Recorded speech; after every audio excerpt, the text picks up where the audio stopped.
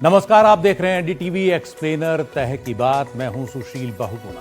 कहते हैं जितनी चादर हो पैर भी उतने ही पसारने चाहिए। ये वाक्य जिंदगी के हर क्षेत्र में सही ठहरता है, व्यक्तिगत जिंदगी से लेकर धरती से पूरी होने वाली जरूरतों तक। धरती या कहें ये पृथ्वी हमारी हर जरूरत पूरी कर सकती है। हमारा लालच भी फिलहाल पूरा हो जा रहा है, लेकिन ऐसा कब तक चलेगा? क्या आप जानते हैं कि पृथ्वी एक साल में जितने प्राकृतिक संसाधन हमें दे रही है उसका 2.25 गुना यानी 175% हम एक साल में खर्च कर रहे हैं। और ये जो अतिरिक्त खर्च हो रहा है, ये पृथ्वी का वो रिजर्व है जो उसने करोड़ों साल में तैयार किया है। साल 2024 अब अपने अंतिम दिनों की ओर बढ़ रहा है। ऐसे में ये मौका है ये समझने का कि अपनी जरूरतों के लिए हम अपनी पृथ्वी के साथ क्या सलूक कर रहे हैं और इस साल भी क्या किया है, और जो सलूक हम कर रहे हैं उसका असर हमारे भविष्य पर क्या पड़ने वाला है। आज हम करेंगे इस पर ही खास बात। दुनिया के अमीर, औद्योगिक और विकसित कहे जाने वाले देशों का लालच धरती को सबसे ज्यादा भारी पड़ रहा है। मेरे आगे आप ये ग्लोब देख रहे हैं, इसके चारों ओर हम कुछ देश आपको दिखाएंगे जो ऊर्जा की भयानक खपत कर रहे हैं, और इनमें सबसे आगे है खाड़ी देश कतर। अगर पूरी दुनिया कतर की रफ्तार से प्राकृतिक संसाधनों को खर्च करने लगे तो पृथ्वी एक साल में संसाधनों की जितनी भरपाई कर पाती है उतने संसाधन 11 फरवरी तक खत्म हो जाएंगे, यानी कि 42 दिन के अंदर। अगर पूरी दुनिया खाड़ी देश संयुक्त अरब अमीरात की रफ्तार से संसाधन खर्च करती है तो 4 मार्च तक संसाधन सारे खर्च हो जाएंगे, यानी लगभग 60, 61, 62 दिनों के अंदर। ये साफ बता रहा है कि ये देश कुदरती संसाधनों को कैसे अंधाधुंध खर्च कर रहे हैं, और खुद के कुदरती संसाधन उनके पास तेल, गैस, इसके अलावा कुछ है नहीं। दुनिया का सबसे विकसित देश अमेरिका भी बहुत पीछे नहीं है। अमेरिका जिस रफ्तार से कुदरती संसाधन खर्च करता है उस रफ्तार से पूरी दुनिया करने लगे तो 14 मार्च तक उतने संसाधन खर्च हो जाएंगे जिनकी भरपाई धरती एक साल में कर पाएगी। तो आप इस तरह से देख सकते हैं ये सारे दुनिया के वो देश हैं जिनको विकसित मानते हैं। कनाडा को आप देखिए, अगर कनाडा की रफ्तार से दुनिया खर्च करने लग जाए प्राकृतिक संसाधनों को तो 15 मार्च तक धरती के सारे संसाधन खत्म हो जाएंगे।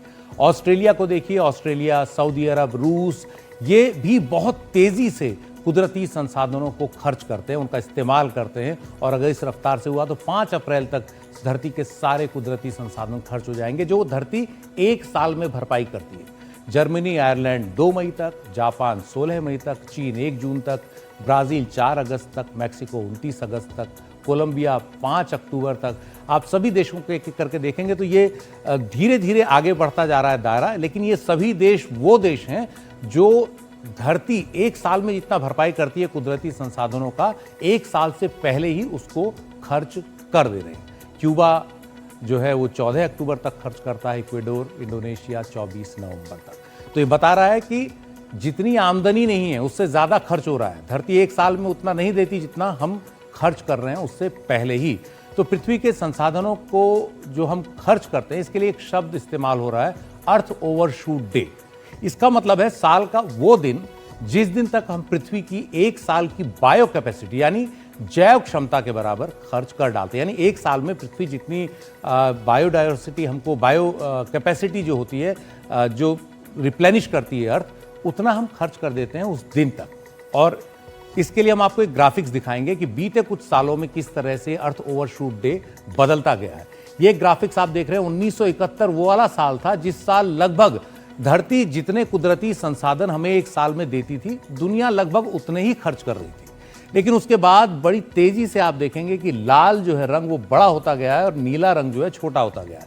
ये बता रहा है कि बड़ी तेजी से औद्योगिकरण हुआ, और अभी इस साल 2024 को अगर हम देखें 1 अगस्त के दिन धरती के वो सारे कुदरती संसाधन हम खा चुके थे जो धरती हमें एक साल में देती है। और उसके बाद जो बाकी ये जो लाल वाला हिस्सा है ये वो समय है जो हम वो खर्च करते हैं जो धरती ने करोड़ों साल से रिजर्व रखा है। यानी हम उसमें से खर्च कर रहे हैं। ये कुछ ऐसे ही है जैसे 100 रुपये आपकी कमाई है और आप 175 रुपये खर्च कर रहे हैं, तो 175 रुपये में से वो 75 रुपये कहाँ से आएंगे? आपकी पुरानी बचत। तो धीरे धीरे वो बचत भी खत्म हो जाएगी। तो धरती के कुदरती संसाधनों का इस्तेमाल हम इसी तरह से कर रहे हैं। आप देखेंगे जैसे जैसे औद्योगिकरण बढ़ता गया 70 के दशक के बाद, ये जो अर्थ ओवरशूट डे है ये नीचे आता गया। 1 अगस्त तक आ चुका है और ये और नीचे आता जाएगा अगर हमने बदलाव नहीं किया, अपने जो कुदरती संसाधन है उनके इस्तेमाल का जो तरीका है उसको नहीं बदला, यानी जो बायो कैपेसिटी है अर्थ की उसका ध्यान हमने नहीं रखा।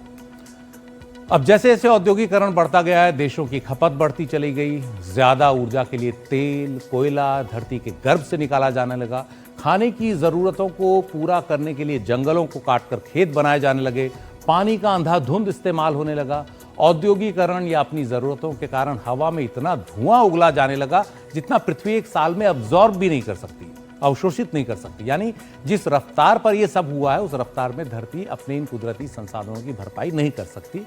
और करोड़ों साल में जो कोयला और तेल धरती के गर्भ में बना है कुदरती तौर पर, उसे हम कुछ ही सालों में खत्म कर रहे हैं। तो नतीजा इस सब का ये हुआ है कि अब हम एक ऐसे पॉइंट पर पहुंच गए हैं जहां पॉइंट ऑफ नो रिटर्न बहुत करीब हो सकता है। और साल 2024 आते आते 1 अगस्त तक हमने इतने संसाधन खर्च कर दिए जिनकी भरपाई में पृथ्वी को 1 साल लगता है, जो हमने थोड़ी देर पहले आपको ग्राफिक्स दिखाया था। और इसी दिन को अर्थ ओवरशूट डे कहा जाता है। तो 2024 में अर्थ ओवरशूट डे यहाँ पर था। 2023 में उसके थोड़ा करीब, फिर यहाँ बीच में एक साल ऐसा भी आया 2020 का कि बहुत ज़्यादा उस साल खपत हुई है। तो ये अर्थ ओवरशूट है, यानी ओवरशूट कर गए हम बजट को, वो दिन जब इंसान साल के अपने इकोलॉजिकल बजट को लांघ जाता है।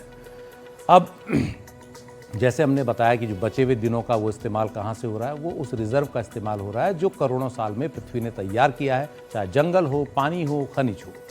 ग्लोबल फुटप्रिंट नेटवर्क नाम की एक इंटरनेशनल रिसर्च ऑर्गेनाइजेशन दुनिया भर के संस्थानों से वैज्ञानिक आंकड़ों को जुटाकर ये पूरी कैलकुलेशन करती है, जिसके आधार पर ये सब तैयार कर लोगों के सामने रखा जाता है, अंतर्राष्ट्रीय कॉन्फ्रेंसेज में रखा जाता है। तो हमारा ये साफ है कि हमारा जो इकोलॉजिकल फुटप्रिंट है वो बड़ा हो रहा है, वो पृथ्वी की बायो कैपेसिटी से बहुत बाहर निकल रहा है। और ऐसा ही रहा तो हम पृथ्वी को इतना धकेल देंगे कि पॉइंट ऑफ नो रिकवरी आ जाएगा और उसके बाद हम कुछ भी कर लें, हम सुधार की ओर नहीं जा पाएंगे। खाने की किल्लत होगी, मिट्टी का बेतहाशा कटाव हो चुका होगा, वातावरण में कार्बन डाइऑक्साइड इतनी बढ़ जाएगी कि हम उसकी भरपाई कर ही नहीं पाएंगे। और जिस रफ्तार में हम चल रहे हैं लगता है बस कुछ समय की ही बात है। जैसा हमने आपको बताया पहले भी, पृथ्वी पर यह बोझ दुनिया के अमीर, औद्योगिक और कथित विकसित देशों ने ज्यादा बढ़ाया है। कथित हम इसलिए कह रहे हैं कि उन्हें विकसित कहा जाता है, लेकिन अपने रवैये से वो विकसित नहीं लग रहे हैं। ये अब कैसे उन्होंने बढ़ाया, इसके लिए आंकड़ा देखिए। ये अगर अमेरिका जिस रफ्तार से खर्च कर रहा है धरती के संसाधनों को, पूरी दुनिया अगर अमेरिका की रफ्तार से करने लगे तो 1 साल में 5 धरतियों के बराबर हमको 5 पृथ्वी चाहिए होंगी। इतना हमको एक तरह से धरती का जैव संसाधन चाहिए होगा। अमेरिका की रफ्तार से खर्च करेंगे तो लगभग 5, ऑस्ट्रेलिया की रफ्तार से खर्च करेंगे तो लगभग 4.7 पृथ्वी चाहिए हमें 1 साल में संसाधनों के लिए।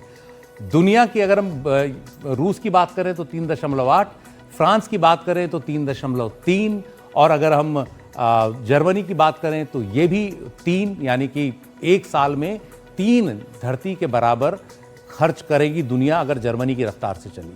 और दुनिया इस वक्त किस रफ्तार से कर रही है? दुनिया को अगर देखेंगे तो दुनिया में भी एवरेज बहुत ज़्यादा है। 1 साल में इतना खर्च हो रहा है जितना 1.75 पृथ्वी की ज़रूरत, पृथ्वी से पूरी हो सकती है ज़रूरत, यानी लगभग 2 से थोड़ा कम जो 1 साल में हमको पृथ्वी देगी उतना पूरी दुनिया खर्च कर रही है। यानी दुनिया भी ओवरशूट कर चुकी है उसको। तो ये आप तमाम देश देख रहे हैं, पुर्तगाल, इटली, ये सारे के सारे बहुत ज़्यादा खर्च कर रहे हैं। और बहुत ज़्यादा खर्च करने का नतीजा ये है कि धरती के संसाधन जो है बहुत जल्दी खर्च हो जा रहे हैं। भारत को अगर हम देखेंगे तो भारत जो है इस मामले में थोड़ा ठीक है।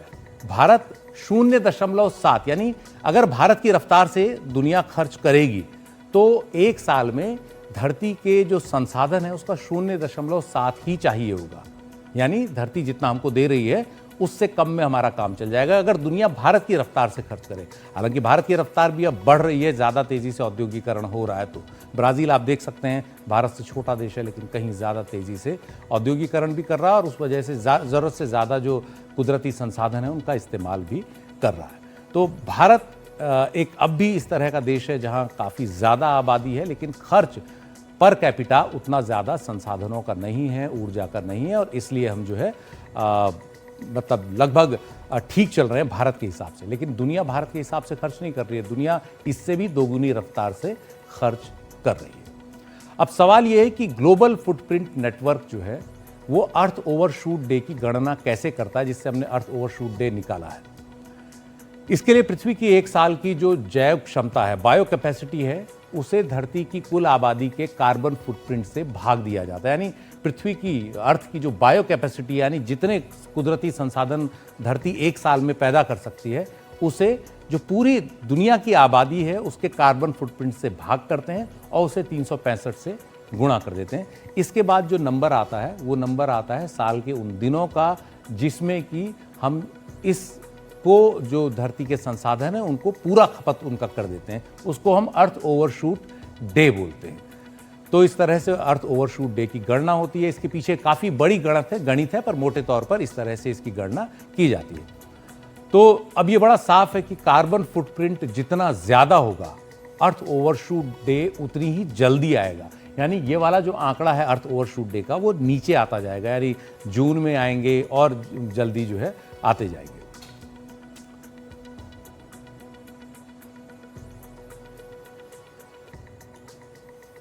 तकनीकी भाषा में कहा जाता है अर्थ ओवरशूट। तो इसका मतलब ये होता है, सपोज करिए मैं एक बैंक में, मेरे पास 1,000 रुपए पड़े हुए हैं और उस पे 8% ब्याज के हिसाब से मुझे 80 रुपए मिलते हैं। अब मैं क्या कर रहा हूँ, 80 रुपए तो मैं खर्च कर ही रहा हूँ उसी साल में, साथ साथ उस 1,000 में से मैं 100 रुपया और खर्च कर दे रहा हूँ, तो मेरे पास अगले साल बच रहे हैं 900 रुपए। अब धीरे धीरे करके ये 900 से 800, फिर और धीरे और कम होते होते ये बिल्कुल हम शून्य पे पहुंच जाएंगे, जिसकी वजह से ये होगा अल्टीमेटली कि हमारे पास कोई रिसोर्सेज नहीं बचेंगे।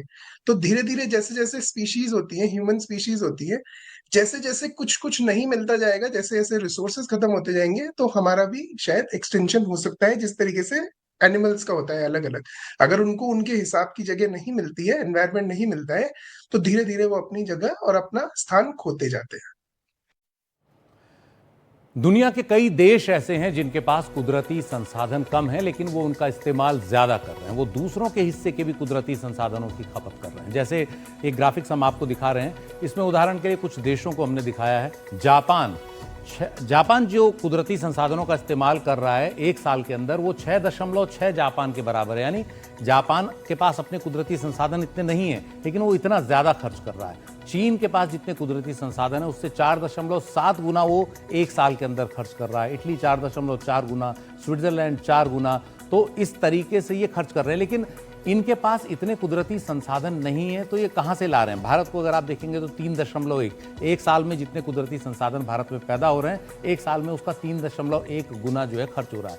तो ये जो ज़्यादा औद्योगिक देश हैं, ये कहाँ से ये लेकर आ रहे हैं ये जो संसाधन है। ये दरअसल जो पूरा व्यापार है जिसमें कि आप गरीब देशों से खनिज लेते हैं, कच्चा माल लेते हैं, अब और उसके बाद जो है आप उसको तैयार करके बेचते हैं बाहर, तो आप सस्ते में गरीब देशों से खरीदते हैं, खनिज खरीदते हैं, और जो धुआं है वो आप हवा में उगलते हैं। तो इस सब का जो नुकसान है पूरी दुनिया भुगतती है। यानी आप गरीब देशों की कीमत पर अपना विकास कर रहे हैं और उनका भी जो कुदरती संसाधन है आप वो अपने इस्तेमाल में लगा रहे हैं।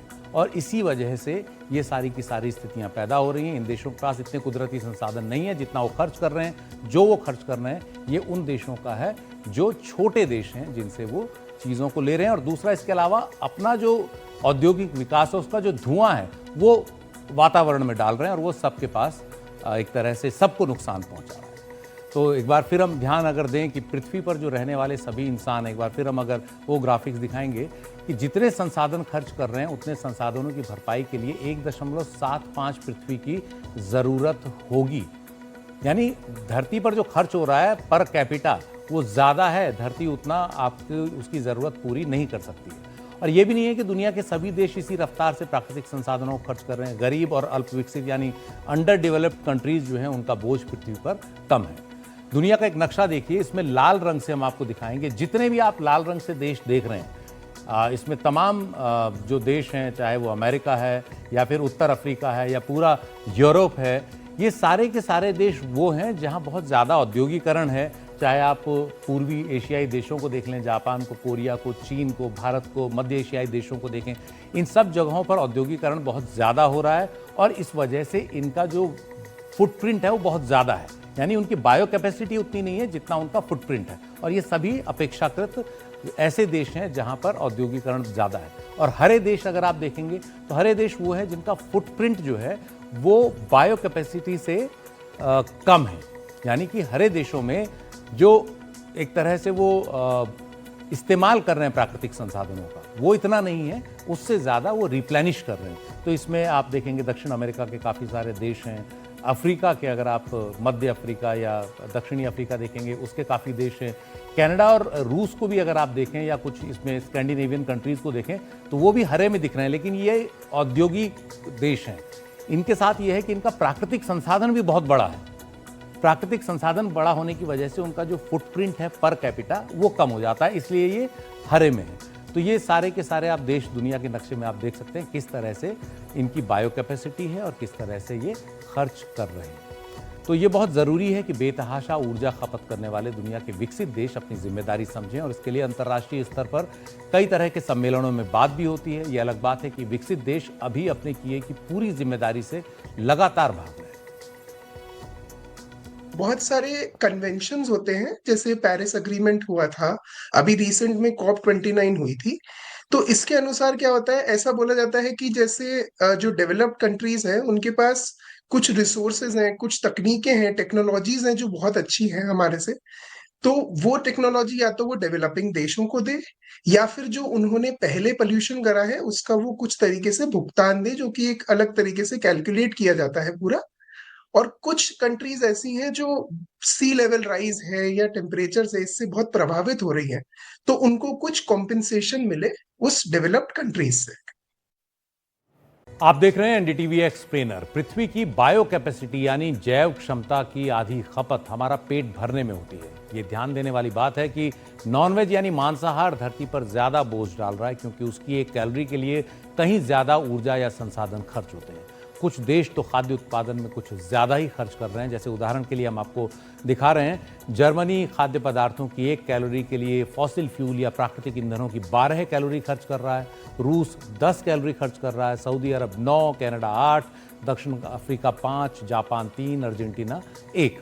और जिन देशों में ज़्यादा मांसाहार होता है वहाँ ज़्यादा खर्च होता है खाद्य जो संसाधन है, खासतौर पर मांसाहार है उस पर। 1 कैलोरी बीफ पर एक अनुमान है कि 25 कैलोरी खर्च होता है, 1 कैलोरी पोर्क पर 15 कैलोरी खर्च होता है, 1 कैलोरी चिकन उत्पादन पर 9 कैलोरी खर्च होता है।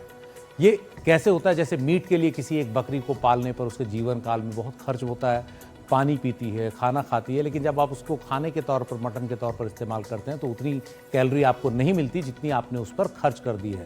तो वो सारा खर्च कहाँ हुआ है? धरती के संसाधनों से। तो इस हिसाब से शाकाहार को माना जाता है कि वो धरती पर बोझ कम डालता है। हालांकि उसमें भी कई फसलें हैं जो बहुत भारी पड़ती हैं, जैसे गन्ना या चावल वगैरह। जैसे 1 किलो चावल के लिए अनुमान है कि करीब 2500 लीटर पानी की ज़रूरत पड़ती है। कभी चावल खाएं तो ये सोचें कि उसके पीछे कितना पानी लगा है। 1 किलो गन्ना उगाने के लिए करीब 1500 से 3000 लीटर पानी तक की ज़रूरत पड़ती है। तो ये चावल और गन्ना, ये जो फसलें हैं, ये इस तरह की फसलें हैं जो बहुत पानी लेती हैं। इनसे धरती के नीचे का पानी भी ख़त्म होता है और इससे जो मिट्टी है वो भी ख़राब होती है। तो ये सारी चीज़ें भी ध्यान रखना चाहिए अगर हम शाकाहार की बात कर रहे हैं। तो सवाल ये है कि क्या किया जाए, कुदरती संसाधनों को कैसे इस्तेमाल करें कि अर्थ ओवरशूट डे को हम पीछे धकेल सकें। तो जैसा हमने बताया, पृथ्वी की आधी जैव क्षमता, बायो कैपेसिटी की खपत हमारा पेट भरने में ही हो जाती है। ऐसे में अगर हम कुछ चीज़ें करें, जैसे खाने की बर्बादी रोक दें, बहुत खाना दुनिया में बर्बाद होता है, शाकाहारी खाने पर ज़्यादा जोर दें, या कृषि को पारिस्थितिकी के आधार पर करें, यानी ज़्यादा पानी वाली फसलें जो हैं, ज़्यादा पानी की खपत वाली फसलें, उनसे दूरी बनाएं, तो हम अर्थ ओवरशूट डे को करीब 32 दिन तक आगे खिसका सकते हैं। हालांकि इतना करना ही काफ़ी नहीं होगा, हर मोर्चे पर हमें काम करना होगा ताकि जो बोझ है धरती पर उसके प्राकृतिक संसाधनों पर वो कम हो और वो हमको लगातार अनवरत मिलते रह सके आगे के लिए। एनडीटीवी एक्सप्लेनर में आज इतना ही। वक्त है एक ब्रेक का।